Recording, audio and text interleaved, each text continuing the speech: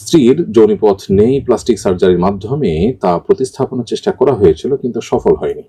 এরপর আমি তাকে এক তালাক দেই। প্রশ্ন হলো, আমি যদি তালাক ফিরিয়ে নিয়ে তার সাথে সংসার করতে চাই, তাহলে গুনাহ হবে কিনা? আমি জানি যে তার সাথে সহবাস করাও যাবে না, কোনো সন্তান সন্ততি হবে না।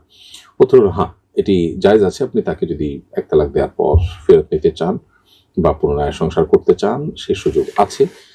তার সাথে শারীরিক সম্পর্ক করতে পারবেন না বা কোনো সন্তান জন্মদানের ক্ষমতা তার নেই, এটি জেনে শুনে আপনি তার প্রতি আপনার ভালোবাসার জায়গা থেকে আপনি স্ত্রী হিসাবে যদি তাকে স্থান দেন এবং স্ত্রী হিসাবে যদি তার সাথে সংসার করেন, তাহলে সেক্ষেত্রে সেটা অবশ্যই আপনার উদারতা হিসেবে শরীয়ত বিবেচনা করবে এবং এটা আপনার জন্য নিষিদ্ধ কোনো বিষয় নয়।